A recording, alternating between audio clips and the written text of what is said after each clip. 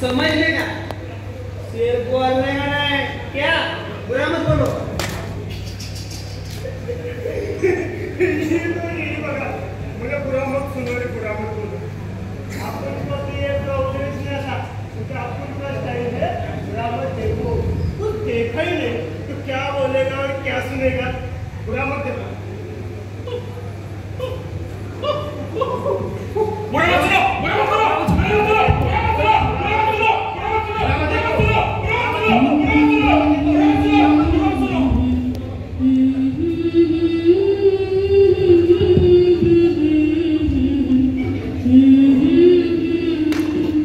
रघुपति राघव राजा राम पतित पावन सीताराम ईश्वर अल्लाह तेरो नाम सबको सन्मति दे भगवान।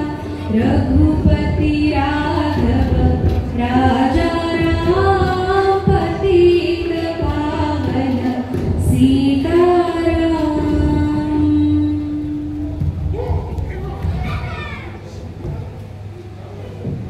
पाहिलं, ही 3 माकडे मला चिकटवली. मी काय सांगू पाहत होतो याकडे दुर्लक्ष केले जाते. त्यामुळे स्वच्छ भारत लोकोमध्ये मी नसतो, तर फक्त माझा चष्मा असतो. प्रतीकांमध्ये आणि कथांमध्ये अडकवलं जाणं हा इथल्या महामानवांना लागलेला शापच आहे. बापू असं काय म्हणता तुम्ही? स्वच्छ भारत समृद्ध भारत इरादा कर लिया हमने.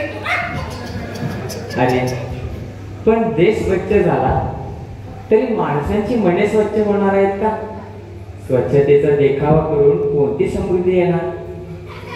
अहो बापू, आता कोणी कोणाच ऐकत नाही. मी कानात बोलायला घातलं की या जगात ना आपले संपर्क तुटतोच बघ. जे मोबाईलवर म्हणा चॅट जीपीटी का जिबली का बिबली का काय काय बघताना राम झाले. खरंय, एक काळ होता जेव्हा आम्ही इंग्रजांना चले जाव म्हणालो आणि भारतीयांना मंत्र दिला करा किंवा मरा. ओठ पिळले तर दूध निघेल असा पोर सौदा मुलगा करा किंवा मरा याचा खरा अर्थ शोधत नंदुरबार मध्ये इंग्रज सैनिकांविरोधात मोर्चा काढतो. काय प्रसंग होता तो, आठवलं की आजही डोळे पाणावतात. कान चोरले तसं सारंच ऐकलं बंद. मला झाकलेले डोळे उघडून पाहा. राष्ट्रसेवा दल इचलकरंजी स्मिता पाटील कलापथक सादर करत आहोत. पुन्हा गांधी.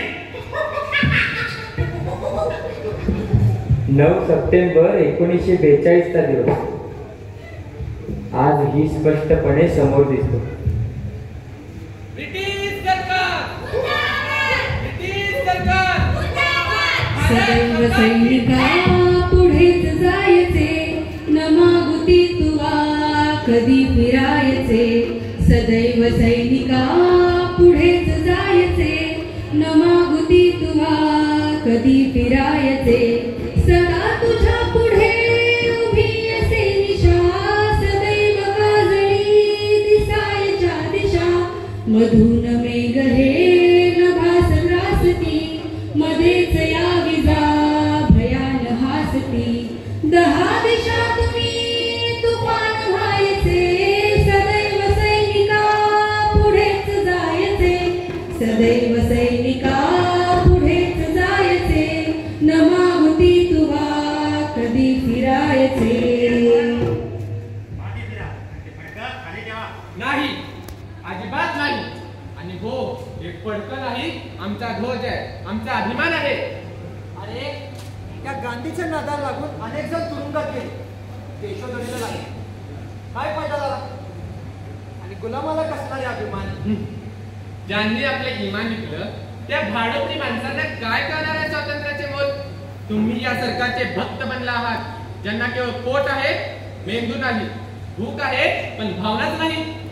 स्वतंत्र होऊन काय करणार रे? शेळी स्वतंत्र झाली तर तिचा वाघ होत नसतो. हे मुली शेंगा खाली ठेव. अजिबात नाही. आम्ही ही पिढी आमच्या गावातील लोकांना निर्भयपणे रस्त्यावर येण्यासाठी आव्हान करण्यासाठी काढली आहे. आम्ही अजेंडा कदापिही खाली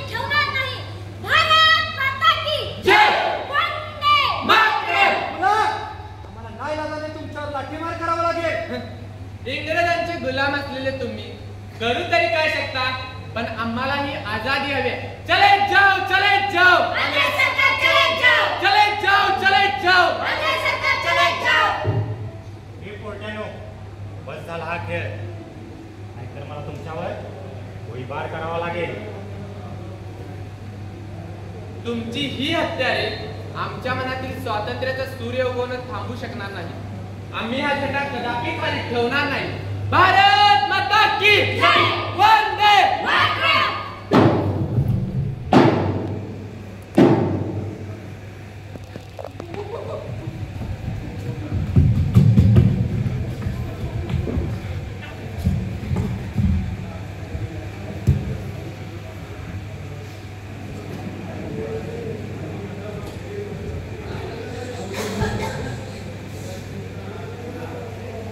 बुरा मत देखो. इसने क्या बोला? अरे हाच तर आपला उज्ज्वल इतिहास आहे. सत्य अहिंसेचा आग्रह धरणारे आणि लढणारे हे वीर देशाच्या स्वातंत्र्य लढ्याचा पाया रचत होते. तो इतिहास पाहायचा नाही तर मग काय पाहायचं? बापू, तुम्ही खरंच या शिरीष कुमारापासून अनेक सर्वसामान्य माणसांना त्यांच्या असामान्य ताकदीची जाणीव करून दिली. मी बुरामत सुनो म्हणत कान झाकले, पण तुमचे म्हणणे बरेच दूरचे ऐकत होते आणि लढत होते. खरंय, अगदी दूर म्हणजे तिकडे पख्तुनिस्तानात बच्चा खान नावाचा एक सच्चा पठाण दंड थोपटून लढा देत होता त्या इंग्रजी सत्तेविरोधात. बच्चा खान म्हणजे खान अब्दुल गफ्फार खान, सरहद गांधी. हो, तेच. 1928 साली पहिल्यांदाच भेटलेले बच्चा खान माझ्या जाण्यानंतरही असहकार आणि सत्याग्रहाचा वापर करून झुंजले. एका सभेत तर त्यांनी गंमतच केली. सांगा ना काय झालं? एकदा एका सभेत एक तरुण मला तुम्ही भित्रे आहात म्हणत अपमानित करत होता. या गोष्टीचा बच्चा खानना राग आला होता, पण मी त्या तरुणाला हसून उत्तर दिल्यावर बच्चा खान शांत झाले आणि माझे मित्रच बनले. होय, बरोबर आहे. आग ही आगीला कधीच विझवू शकत नाही. आणि बापू, तुमच्याच खुनानंतर सर्वाधिक व्यतीत झालेले बच्चा खान 1969 साली भारतात परत आले. तुमचा शिवराव वाढदिवस होता. तेव्हा सामाजिक न्याय व समाजवादाची स्थिती पाहण्यासाठी भारतात परत आलेले बच्चा खान घर सभेत म्हणाले, लोगों के घर जलाना यह खुदा का मजहब नहीं, मोहब्बत खुदा का मजहब है. गांव गांव जाकर एक दूसरे के लिए प्यार जगाए. यह नफरत की भावना दिलों को, घरों को उजाड़ती है. मेरे प्यारे देशवासियों, नफरत की इस आग को प्यार से बुझाओ.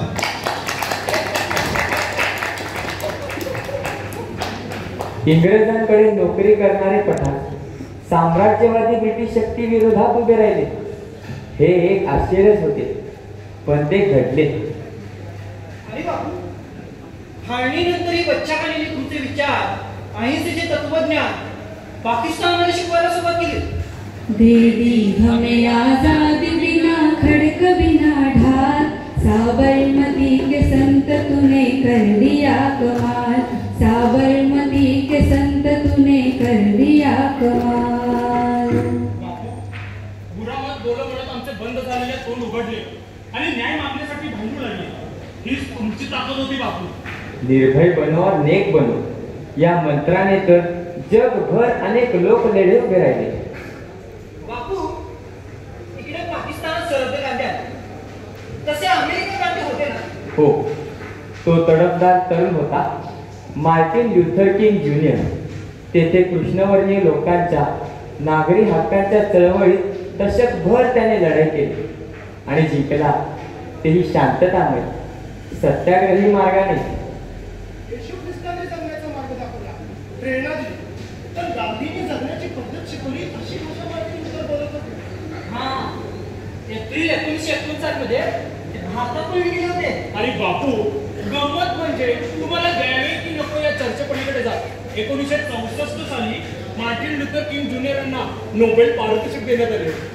अहिंसेचा गाभा हा अतीव प्रेम असतो आणि ते प्रेम असावे लागते माणसाबद्दल, निसर्गाबद्दल.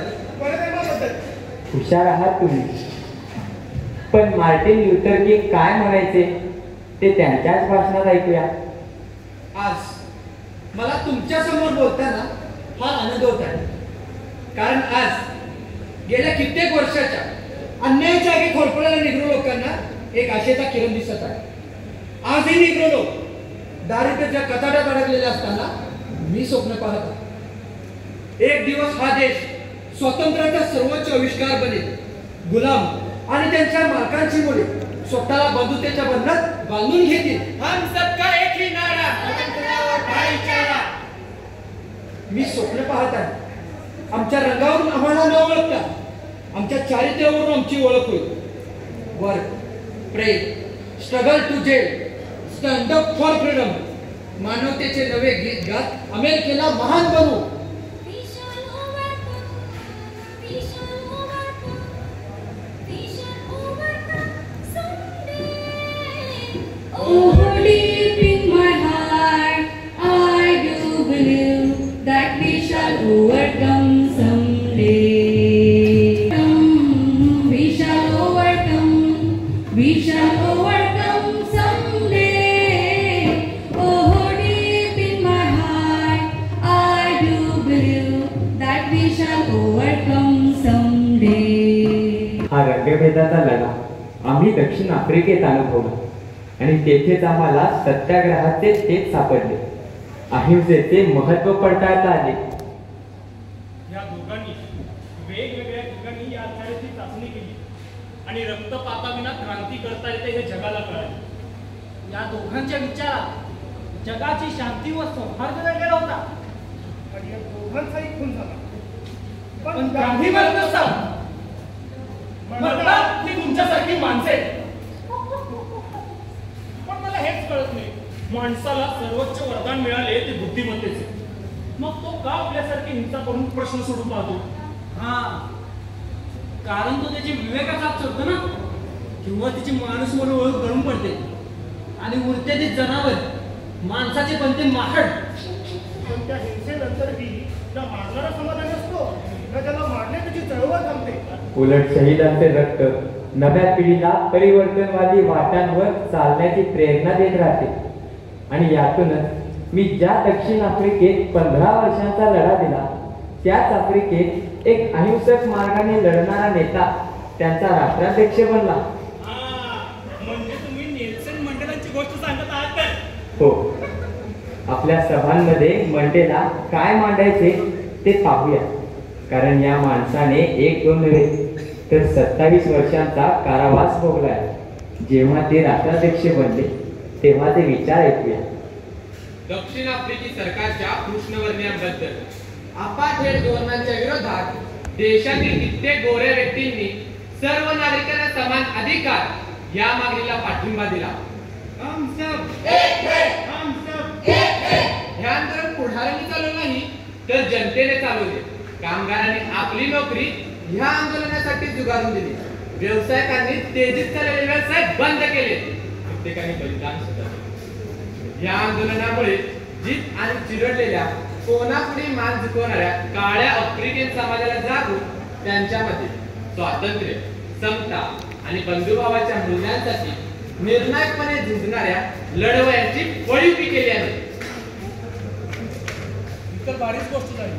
आयुष्याचे 30 वर्ष अंधाराच्या कोठडीत हा माणूस कोणता प्रकाश घेऊन तगला असेल? सत्य आपल्याला निर्भय बनवतं आणि अहिंसेच्या मार्गावर चालताना तुमचे धैर्य आणि नीती याची परीक्षाच घेऊन जाते. त्यातून जो उरतो तो असेल सत्याग्रही. पण बाबू, जग तर खूप मोठं आहे आणि या जगात असे अनेक जण आहेत जे कधीच आपल्या हक्कांसाठी पुढे आले, लढूही शकलेले. खरं, अशी परिस्थिती जगाच्या पाठीवर कुठेतरी कमी जास्त प्रमाणात असणारच आहे. पण यासाठी त्या समूहाने उठाव करावाच लागेल. त्यांनी असेल माझा हरी तो देई पलंगावरी किंवा सब देख रहा है अल्लाह हो जाएगा मेरा भला अशा दैववादी चक्रातून बाहेर पडावे लागेल. तेही कोणी अवतार किंवा तारणहार यांची वाट न पाहता. हो ना, आता हेच पहा, भारतीय मुस्लिम महिलांना जुबानी तलाक त्या प्रश्नांना तोंड द्यावे लागते. अत्यंत दयनीय अवस्थेत त्यांना जगावे लागते. आणि याच प्रश्नाला शांततापूर्वक संविधानिक मार्गाने प्रथम भिडलेला योद्धा म्हणजे हामिद दलवाई. अगोदरच मुस्लिम समूहाला धर्मचिकित्सा मान्य नाही आणि त्यात स्त्रियांचे प्रश्न म्हणजे अधिकच गंभीर. मुस्लिम स्त्रियांना न्याय द्या. मुस्लिम स्त्रियांना न्याय द्या.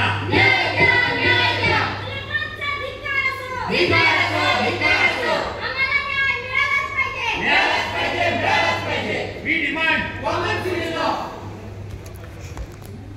आज 18 एप्रिल 1966 ची ही सकाळ रोजच्या पेक्षा वेगळी आहे.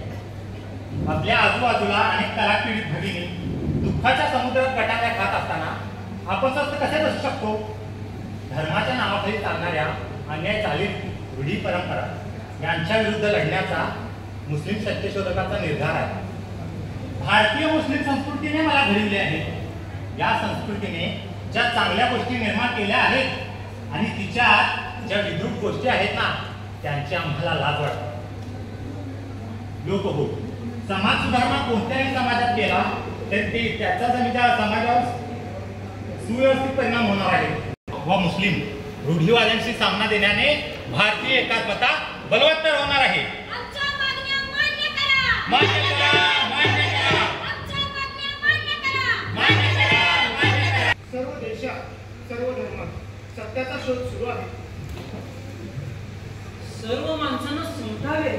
सर्व माणसांना शोषण नको आहे. पण आपण प्राणी तर काहीच साठवून ठेवत नाही. आणि हा निसर्गही आपल्याला काही कमी देत नाही. पण हा माणूस तर सारं काही साठवून उरावर बांधूनच बसलाय. निसर्ग सर्वांची भूक भागवायला सक्षम आहे, पण काही माणसांच्या हव्यासामुळे लोकांवर अन्याय निर्माण होतो आणि म्हणूनच अशी माणसे अन्यायाविरोधात पुन्हा पुन्हा उभी राहतात, लढतात आणि जिंकतात. ठिकाण मुंबई, जून 1993 ची सकाळ. आदिवासी मोठ्या संख्येने रस्त्यावर उतरले आणि त्यांचे नेतृत्व करत आहेत आपल्या मेधात आहेत.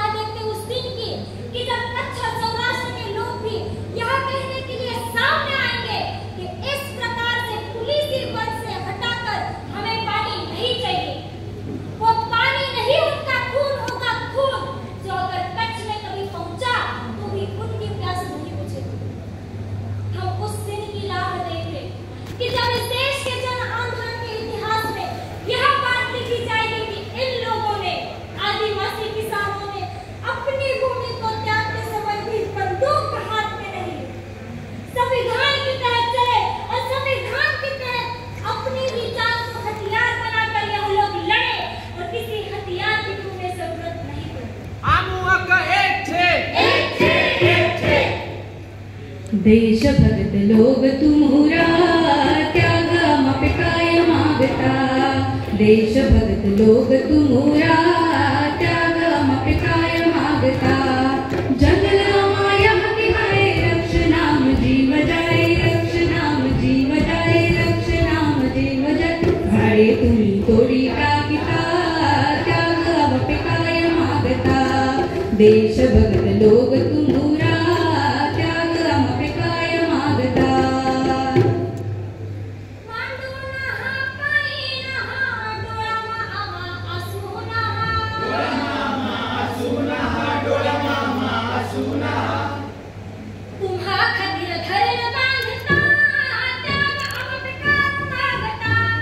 देशभक्त लोग तुम्हारा त्याग मापे काय मागता. देशभक्त लोग तुम्हारा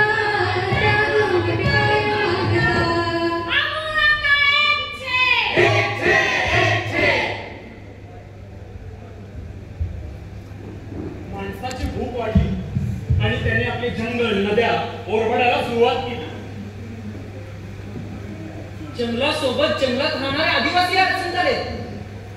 तो वाईट घडत असताना कसे डोळे झाकू शकतो आपण? माणसानं कसे झाकू शकतात तुम्ही डोळे? 21व्या शतकात या देशात जे घडत आहे ते पाहून दुःख तर होते, पण अशा अन्यायाविरोधात पेटून उठून लढणारे लोक पाहून पुन्हा सत्याचा आग्रह धरण्याची गरज लक्षात येते. बापू, तुम्ही देशाची फाळणी होऊ नये म्हणून प्रयत्न केले, पण या इंग्रजांनी देशाचे 2 तुकडे केलेच. आणि बनले 2 देश, आपला भारत आणि पाकिस्तान. पण धर्मावर आधारित शासन व्यवस्था स्वीकारणाऱ्या पाकिस्तानची दुर्दशा झाली. देशाचे तुकडे होतील, पण माणुसकीची होऊ देऊन चालणार नाही. याच युद्धखोर देशात एक छोटीशी मुलगी शांततेचे नोबेल जिंकते. ही ताकद सत्य आणि अहिंसेची आहे. बापू, रोज भांडण करणाऱ्या त्या पाकिस्तानात कोणाला शांततेचे नोबेल मिळाले? त्या लेकराचे नाव मलाला युसुफ आहे. तिला जेव्हा हे नोबेल पारितोषिक मिळालं तेव्हा ती सभागृहात काय म्हणाली ते ऐकूया. मूलतत्ववाद्यांनी दाखवून दिले त्यांच्या हातात पुस्तक पेन दिलेल्या मुलांची भीती वाटते. पण मी ही बच्चा खानचे लेकरू आहे. महात्मा गांधी, मदर तेरेसा माझे आदर्श आहेत. मी तालिबान्यांवर सूड उगवू इच्छित नाही. या उलट त्याच्या मुलांच्या मुलींच्या हाती शिक्षण देऊ इच्छिते. तुम्ही बंदुकीने दहशतवादाला संपवाल, पण शिक्षण मात्र आतंकवादालाच नष्ट करते. मैं ऐसा सोचती हूँ, अल्फाज किताबें बंदूक से ज्यादा ताकतवर होती है. पूरी दुनिया भी अगर खामोश हो जाए तब भी उस सन्नाटे में एक निर्भय आवाज, एक नई ताकत बन जाती है. एक बच्चा, एक शिक्षक, एक किताब और एक कलम पूरी दुनिया को बदल सकते हैं.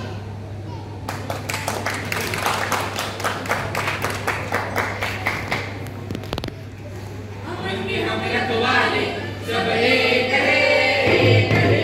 अमन के हम रखवाले सब एक है, एक है. हम जुल्म से लड़ने वाले सब एक है, एक है. हम जुल्म से लड़ने वाले सब एक है, एक है. अमन के हम रखवाले सब एक है, एक है.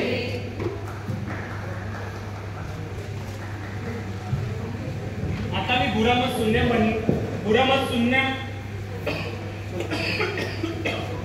आता मी म्हणे बुरा मत शून्य. होय मित्र, मी आता बुरामत बोलू म्हणणार नाही. एखादी गोष्ट तुम्हाला ती अयोग्य आहे, मानवी हिताची नाही असे वाटेल तर त्यावर जीव तोडून बोला, असेच मी म्हणेन. आता मी म्हणे बुरा मत शून्यऐवजी प्रत्येक गोष्ट ऐका, प्रत्येक माणसाचा ऐका आणि आपल्या बुद्धिमत्तेचा वापर करून निर्णय घ्या असंच म्हणे. पुरामत देखो म्हणायची आता माझी हिंमत नाही. आता मी म्हणे डोळे झाकण्यापेक्षा डोळे उघडा. जगातील प्रश्न पहा, गरिबांचे दुःख पहा आणि अशा प्रश्नांना भेटण्यासाठी शोषितांचे वंचितांचे लढे असतात. ते फक्त दूर उभे राहून पाहू नका, त्यामध्ये यथाशक्ती सामील व्हा.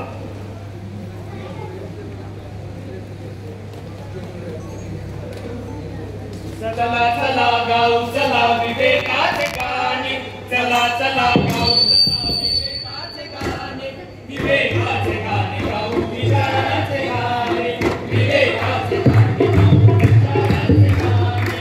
जगू सारे आपण नीतिमान होऊनी, जगू सारे आपण नीतिमान होऊनी. चालू प्रकाशाच्या वाटा भीती सोडून, चालू प्रकाशाच्या वाटा भीती सोडून.